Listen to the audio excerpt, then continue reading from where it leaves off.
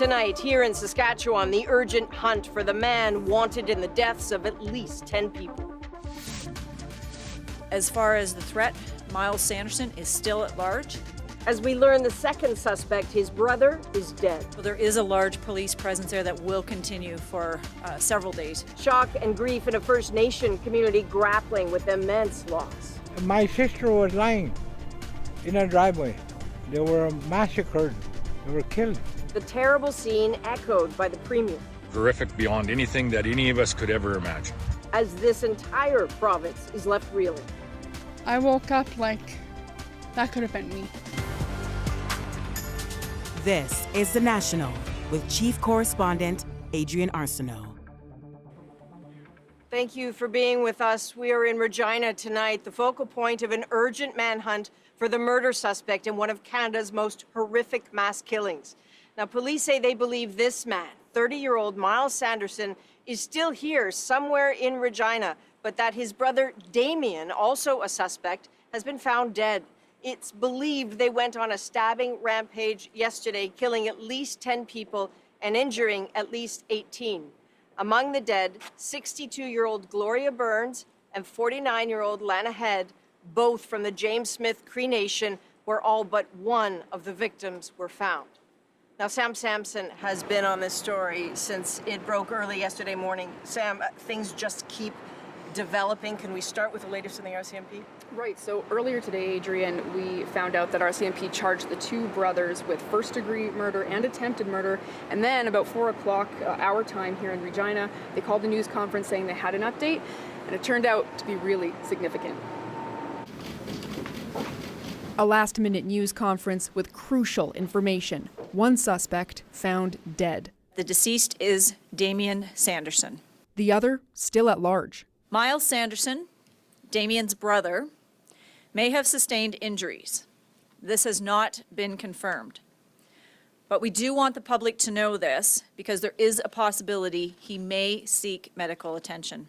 RCMP say Damien's body was found in James Smith Cree Nation near a home that police were investigating. They say his body had injuries he could not have done to himself, but they still need to look into cause of death. Miles, the surviving brother, is wanted for 3 counts of first-degree murder. RCMP charged the two brothers earlier today before they identified Damien's body.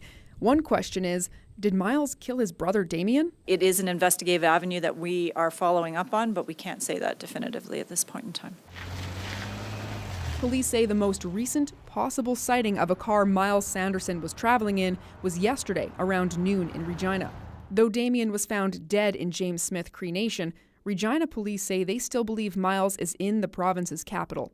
That information is now dated, and we haven't had any updates from it. People in Regina have been on edge since yesterday morning when the alerts first went out about the two brothers at large. I just made sure, my kids know, and I told them, to be around, us, and we kind of stayed in the house for a while. When they can't catch them, that means that they're outsmarting the RCMP and the city police, so it makes it really awful. We made sure our doors were locked and that everyone else's doors were locked where they were. Because of the intensity of the search and the fact that police haven't found him yet, RCMP believe Miles may be getting help to hide. Flags at the Legislative Building are at half-mast, a sign of respect, mourning, and the work ahead to come to terms with this mass killing in Saskatchewan. So we're going to hear more about the victims and their families soon. But Sam, I'd really like to stick with Regina for a moment. What should people living here know right now? Well, essentially, if you see Miles Sanderson, call police. As we heard, he may be injured, so he's more likely to interact with people. There's more of a possibility that you could see him in this city. The other thing, too, that police want you to remember is if you are in the vicinity of him or whatever, call 911. Make sure that you do not approach him. He is dangerous. If you are hiding him, police say that you should know that there are, I think there's a helicopter going over right now, Hippie Stars Air Ambulance. There's a red helicopter going around, so lots of traffic happening in Regina today. But essentially, if you do come across him, call 911. That's number one. All right, Sam Sampson in Regina, thank you. We know where you're staying on this story. Thank you. Thanks very much.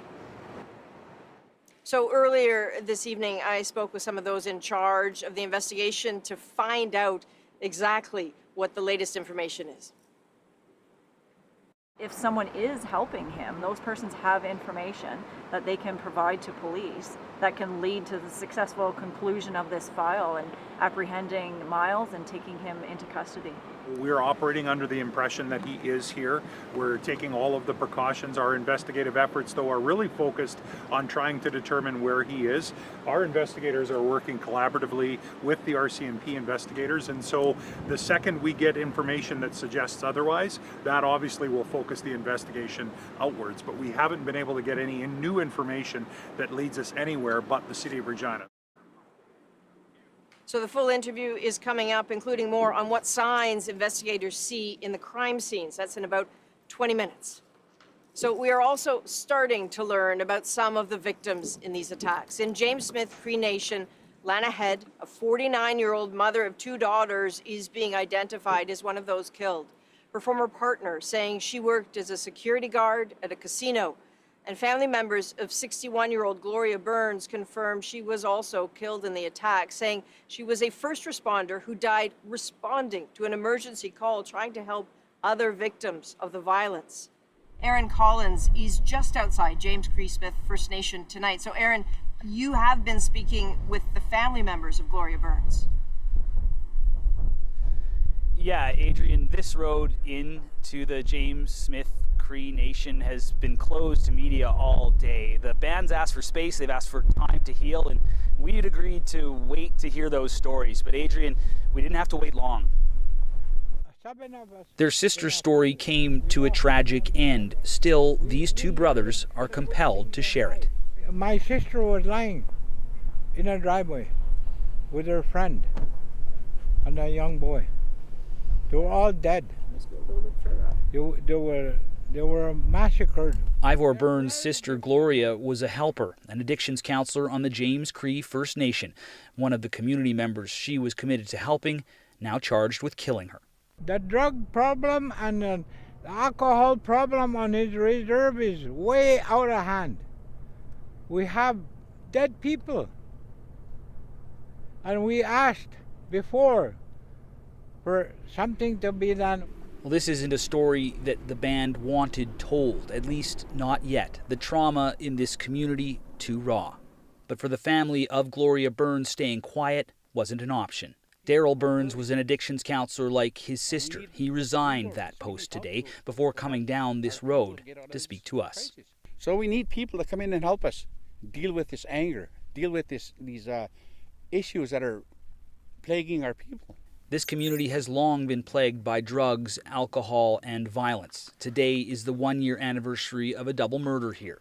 Current problems caused by past abuses. We all know what happened in residential schools. We all know the damage is done to our people. So now that the effects are rippling down into our children, because those are the things that we've never dealt with in our past. Those are the things that our leadership have never dealt with in their lives.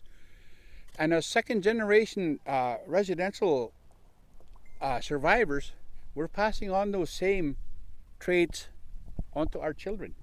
But this community has a long road of healing ahead of it, one that some of its members are asking to not walk alone. Indeed. Aaron, it sounds like we're hearing some similar accounts from others who are inside the community.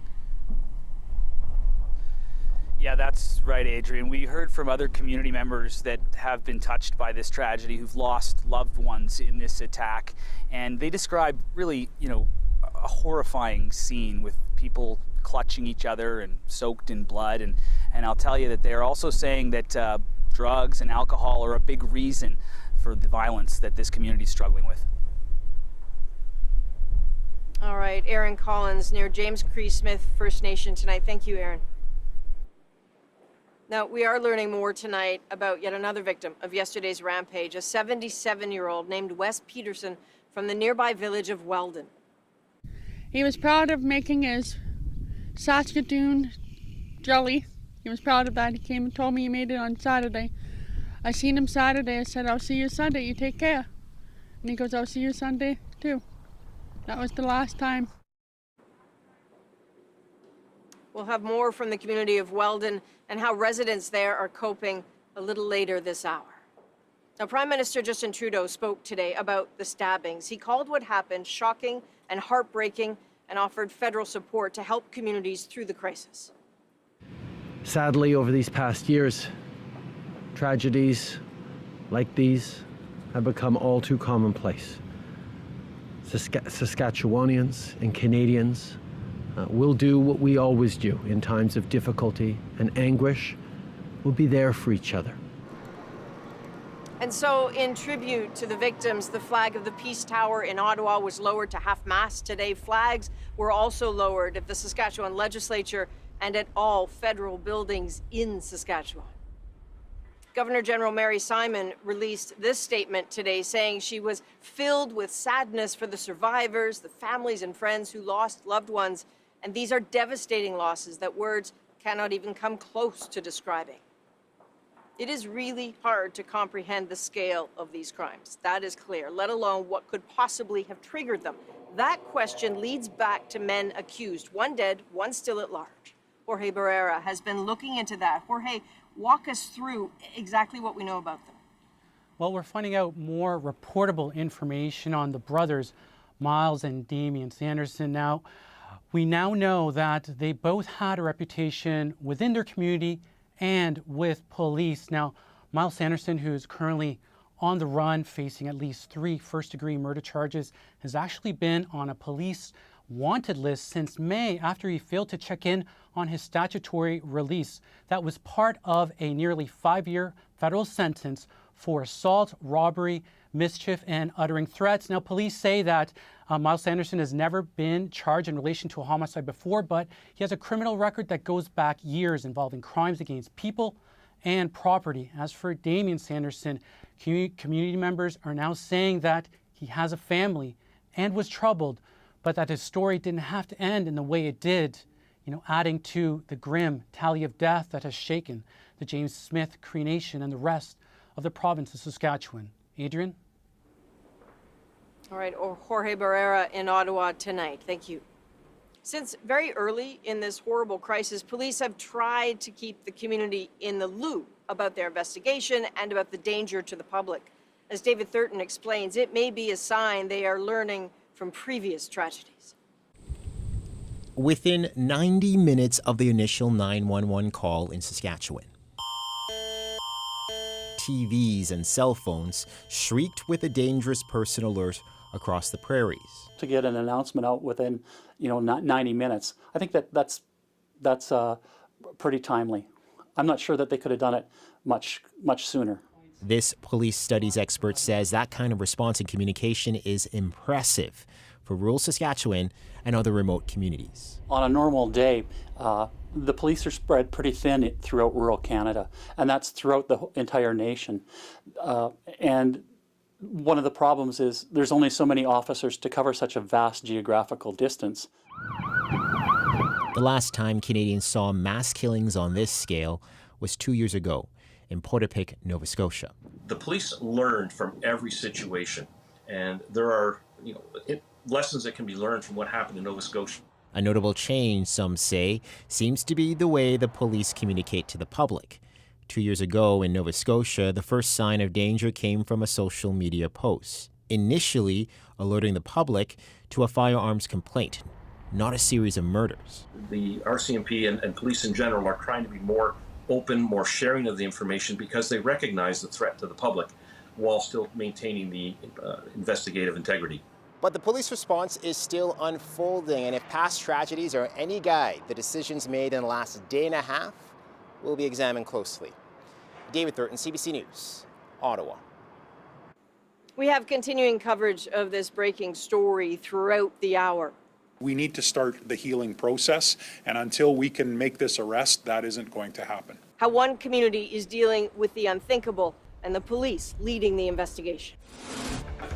We're also following other news of this day, the woman about to become the Prime Minister of Britain, and bracing for a fall of viruses. The fact that we're going to continue to have COVID and a busy flu season is going to make it really hard. We look to Australia to get a sneak peek at what we could expect. We're back in 2.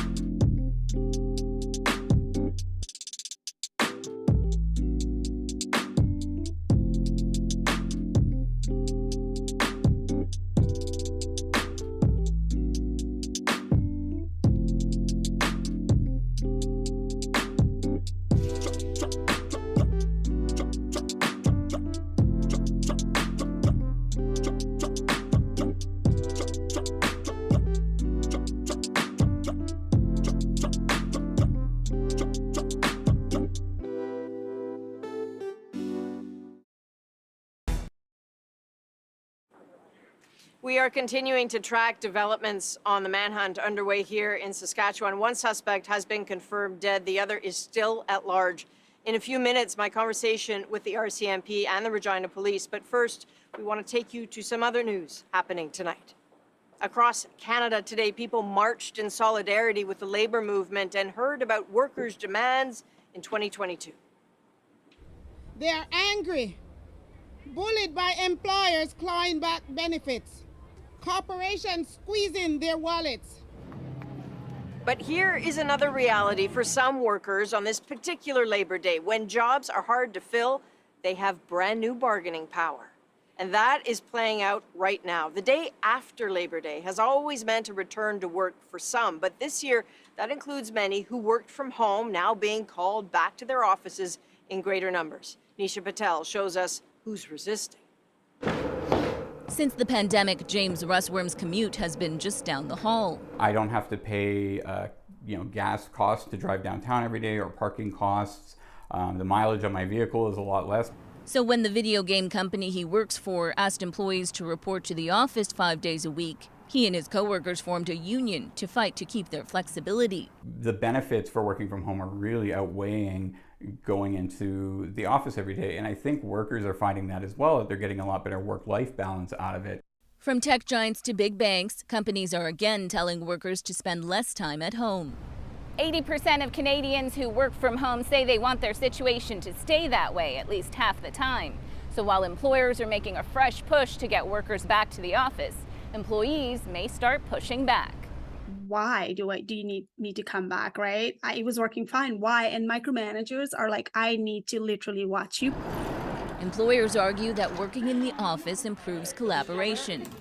But white-collar workers have grown used to the perks of remote work, and research shows some workers are more productive at home.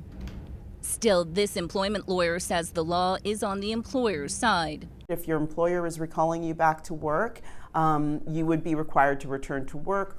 And if you didn't want to return to work, you would have the choice to resign. But in this tight labor market, if offering hybrid schedules stops employees from quitting, she says employers may want to consider that compromise. It's a lot harder to onboard and find good people versus retaining really good people that you have. So I think that employees definitely have leverage. Back in Edmonton, Russworm's company relented, scrapping its return to the office plans. We've sort of let the genie out of the bottle at this point, right? We've seen how effective workers can be working from home. For those workers, at least, there's no going back. Nisha Patel, CBC News, Toronto. Well, schools and offices are bracing for more than the return of workers. They're expecting a really busy cold, flu, and yes, COVID season. Lauren Pelley looks at some advice on how to live alongside these viruses. Cleaning, sanitizing, and installing air filters. It's all part of back-to-school prep for this early childhood education center. It's just, making sure that we put those added measures, and maybe we do it more often than we would have before COVID. Jen Carr, the director here and a mother of two, is bracing for a busy cold, flu, and COVID season, but isn't sure exactly what to expect. It's so unpredictable, and we will do our best to extra hand washing and all those extra measures. But again, it's hard to say. Scientists aren't sure either how this unusual respiratory virus season will play out. After years of restrictions kept many viruses at bay, Canadians are now back to mingling and traveling, all while schools are reopening and people are about to spend more time indoors. That means the pathogens behind COVID, flu, and the common cold will all be circulating again at different points this fall and winter, or even all at once. If I had to guess, I'd say we might have a moderately bad flu year. COVID, I have no idea. Australia's latest flu season might provide some early clues, since that country's seasons are the opposite of ours. 2022 marked Australia's first major COVID surge, and data shows the flu also came back with a vengeance. Cases were higher than the 5-year average, while infections spiked earlier than usual. If we were just looking at COVID going into the fall, I think that would kind of be okay. The problem is that what we're expecting on top of it is a really busy flu season. This physician worries that double whammy could put pressure on already strained hospitals. The fact that we're going to continue to have COVID, the fact that we want to be catching up on, all of the surgeries and other things that we got behind on, and a busy flu season is going to make it really hard. So, Lauren, I think by now we all know the things Canadians can do to protect themselves and the healthcare system. It's the mask up, it's stay home if you're sick. Is there anything else, though, that health officials are advising during this unique moment? Well, some of this won't be surprising. It's go get your annual flu shot as well as a COVID booster. And only about half the country has done that so far. But we do have new options coming out in the fall. As we learned last week, Moderna's up-to-date vaccine, which features one of the Omicron subvariants, that's been approved now. And Pfizer on Friday has also filed for approval for its more updated shot as well. So those options should be available to Canadians this fall if they want to get something that's more targeted to the circulating strains right now. Adrienne? All right, thank you, Lauren. Lauren Pelly in Toronto. After the break, we return for a suspect accused in a mass murder. I will speak with the head of the RCMP in Saskatchewan and the chief of police in Regina on the steps they are all taking to find him next.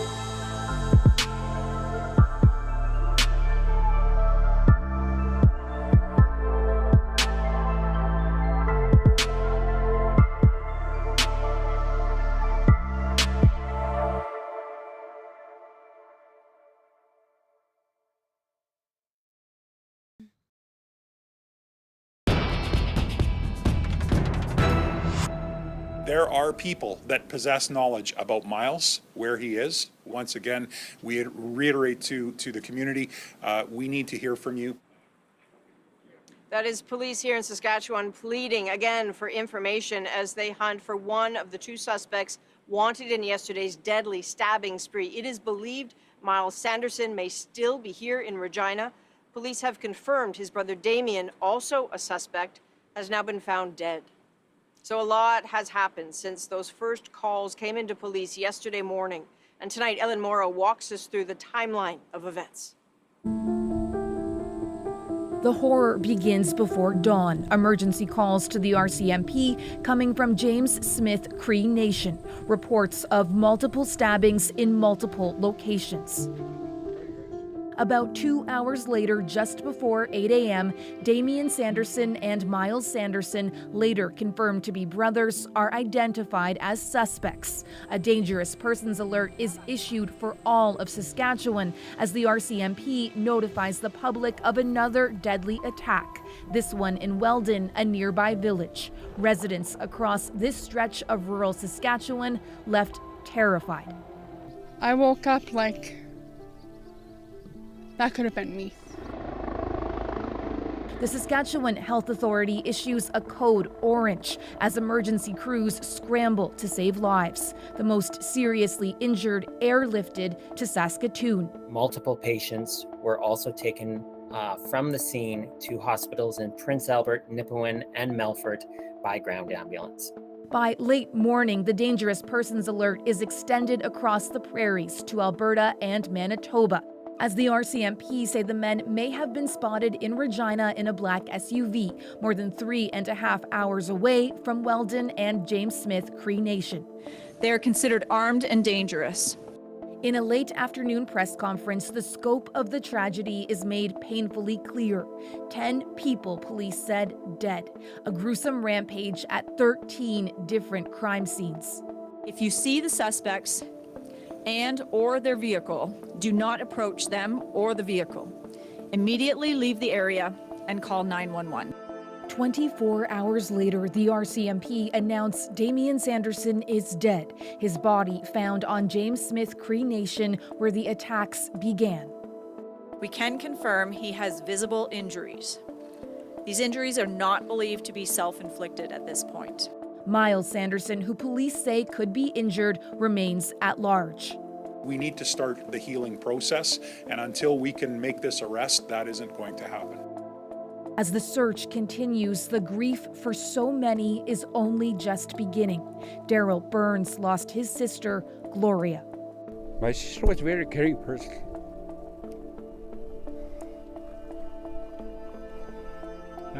She devoted her life to helping people.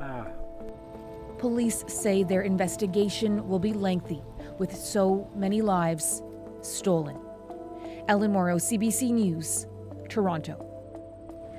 This really is a fast-moving story, and we are bringing you the very latest from two people in charge of the investigation.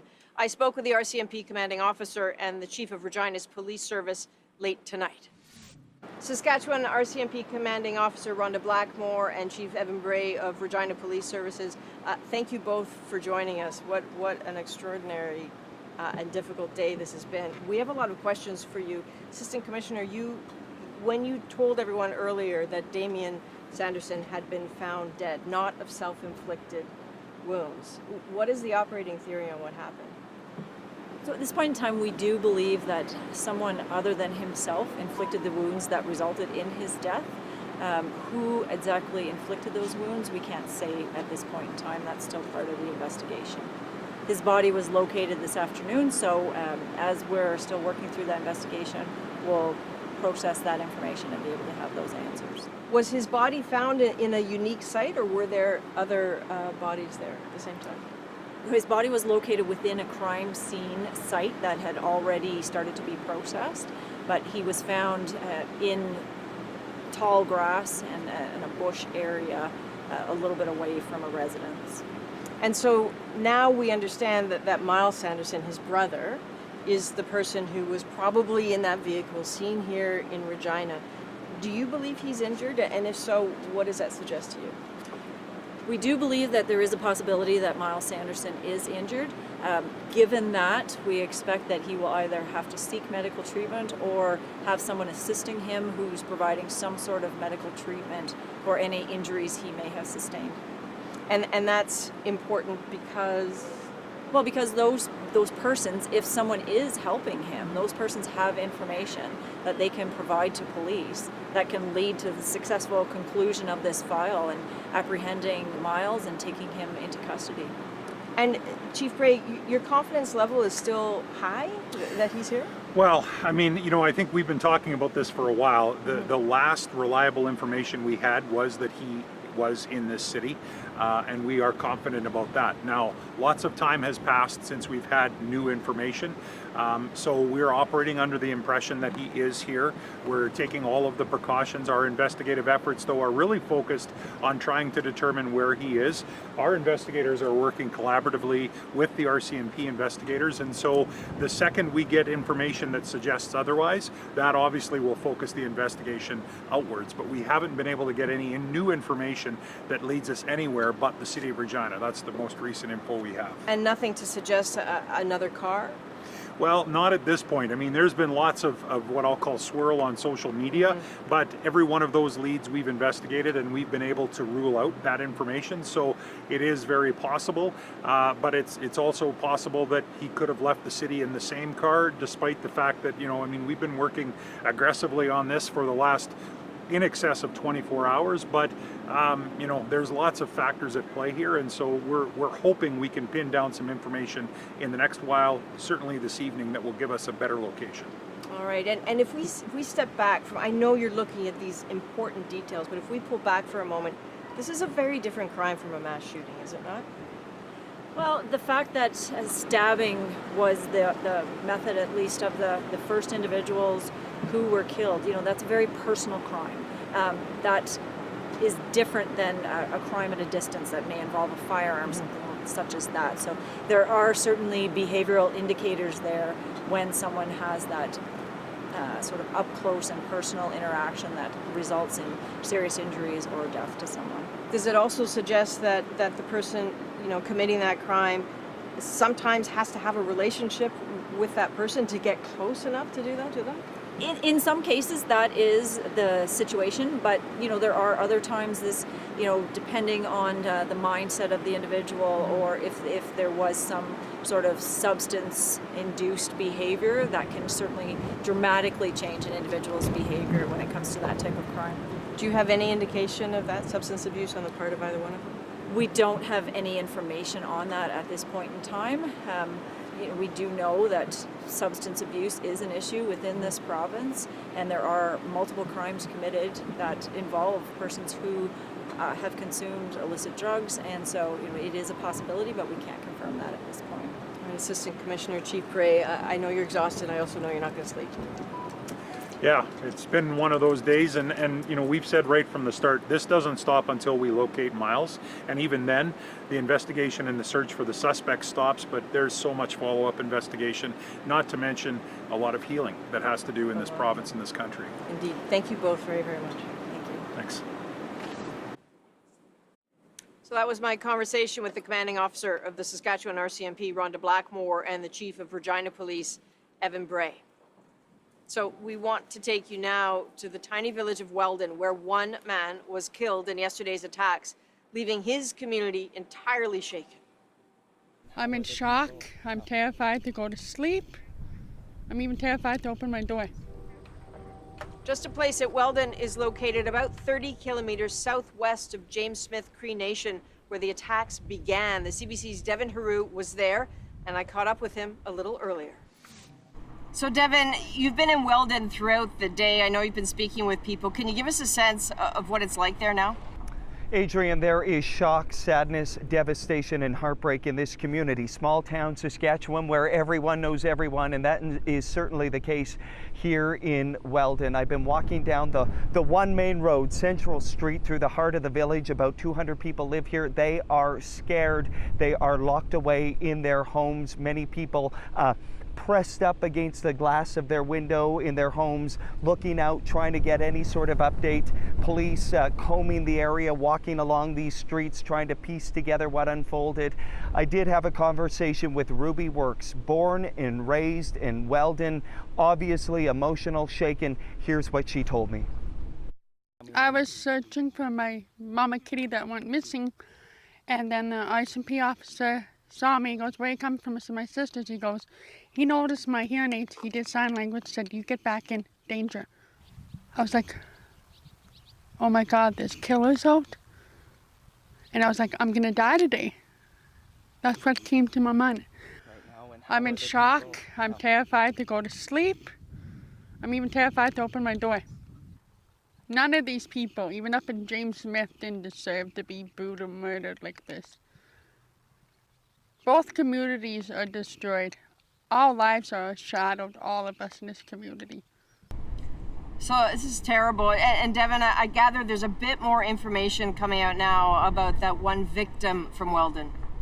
Yeah, in talking to the residents, Adrienne, we're now learning the identification of the 77-year-old who was killed here in Weldon, Wes Peterson. He was loved in this community, known by all in this community. We're also learning a lot of new details, Adrienne, about the harrowing situation that unfolded inside of his home at the end of this village. I can see it at the end of town here in Weldon. We're learning through the family that his grandson, a 25-year-old, was hiding away in the basement on the phone with 911, listening to the attack upstairs, waiting, hiding, and when he heard it silent upstairs, finally coming up, and Adrienne, that's when he found his grandfather. That was Ruby Works speaking to the family, giving us those details, and she described her relationship in knowing Wes Peterson. Take a listen.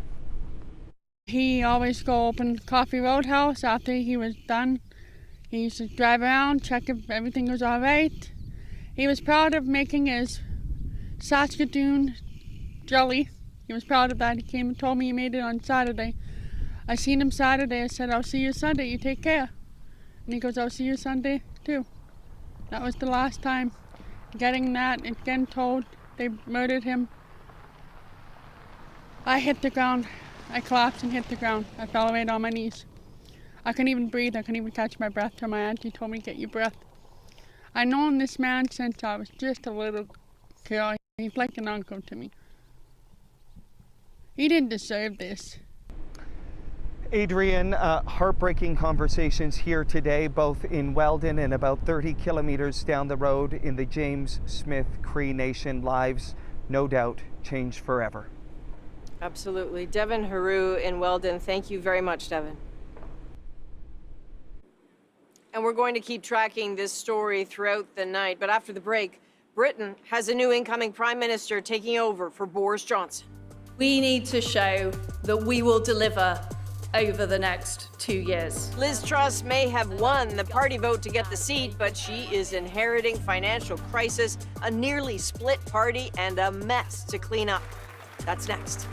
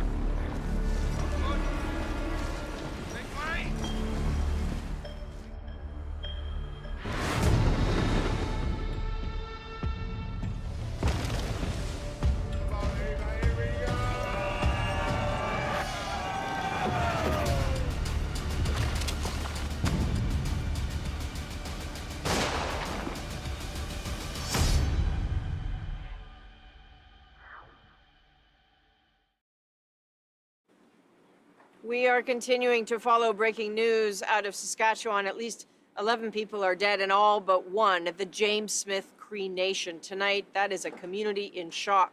We're going to keep following this story throughout the evening, but we do want to turn to some international stories right now. In the United States, a victory of sorts today for Donald Trump. A judge has approved his request for a third party called a special master to review the files seized from Trump's Mar-a-Lago home. Until that person's report is filed, the government cannot use those documents to further its investigation of the former president.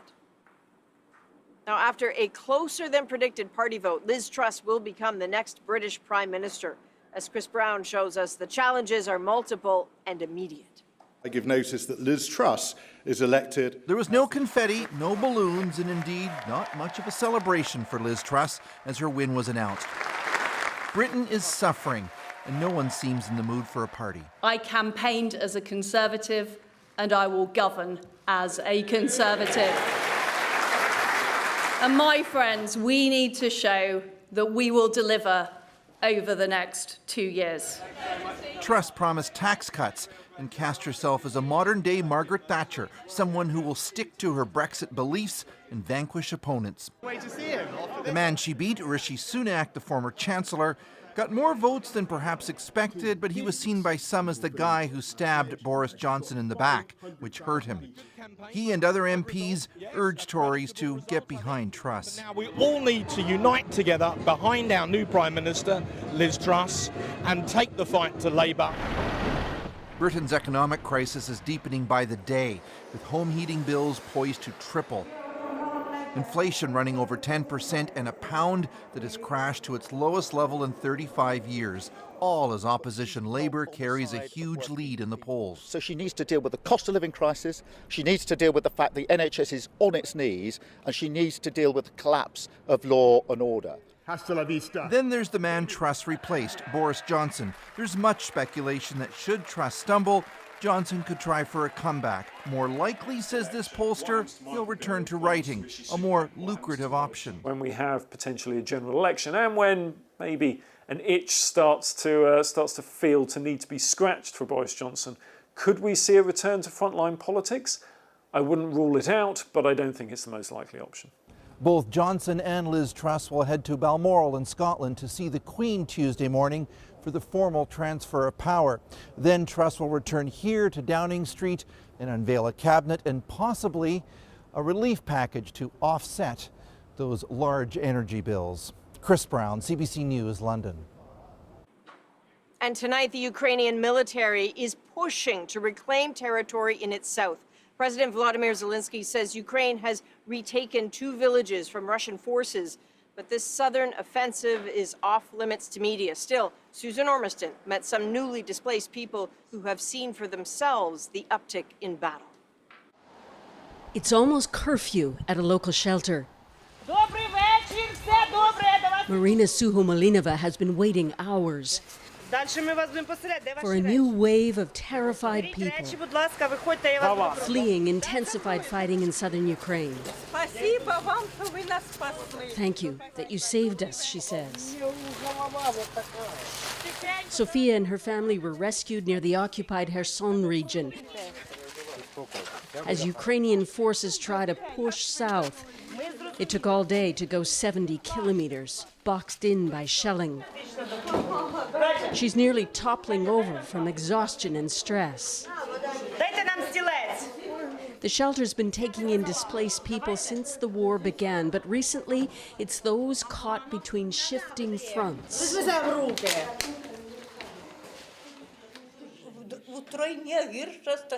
3 times worse than it was before, more than horror, she says. Are there people still living there, still left? No one's left there. We were alone, the last to leave. We were fighting till the end, wondering how to survive. Local governors are urging people to evacuate the so-called gray zones as fighting spikes. Sophia was rescued by Ukrainian soldiers. When we saw the first tank, my eyes bulged out of my head. I can't express the happiness I had when we crossed the line.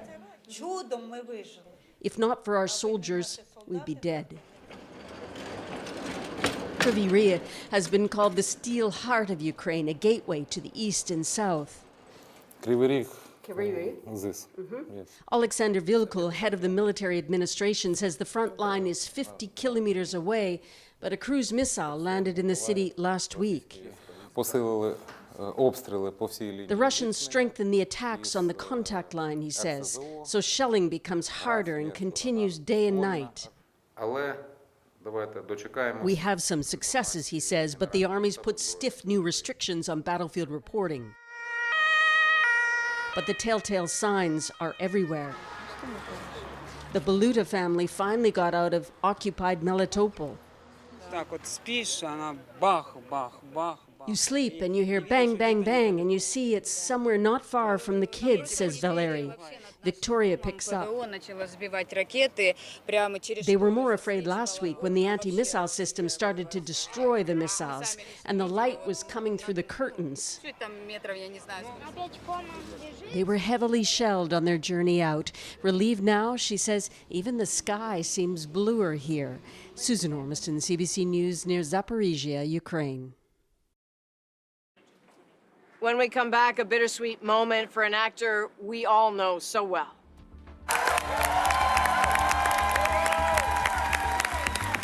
Brendan Fraser's emotional return in our moment.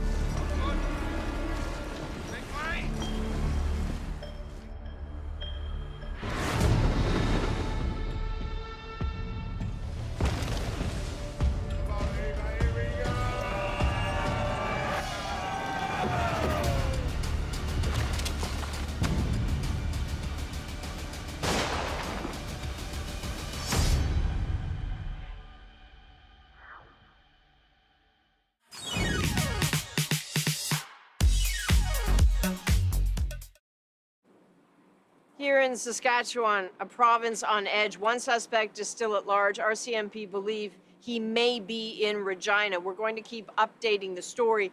You can follow The National on our website, cbcnews.ca.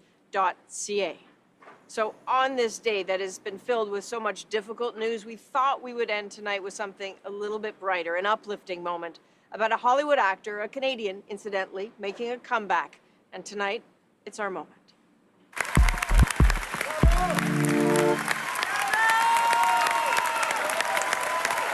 It was a standing ovation that lasted 6 minutes straight, and it moved Brendan Fraser to tears after the premiere of his new movie, The Whale, at the Venice International Film Festival Sunday. Fraser became a huge Hollywood star with movies like The Mummy, Inkheart, and George of the Jungle. But that star would fade, and his health would push him to take a break from Hollywood. Fraser's triumphant return to the big screen is being celebrated well beyond Venice. The Rock tweeting, "This makes me so happy to see this beautiful ovation for Brendan. He supported me coming into his Mummy Returns franchise for my first ever role, which kicked off my Hollywood career." Fraser's latest performance is already sparking Oscar buzz and talk of future roles. So what is next for him? I'm just trying to stay in today.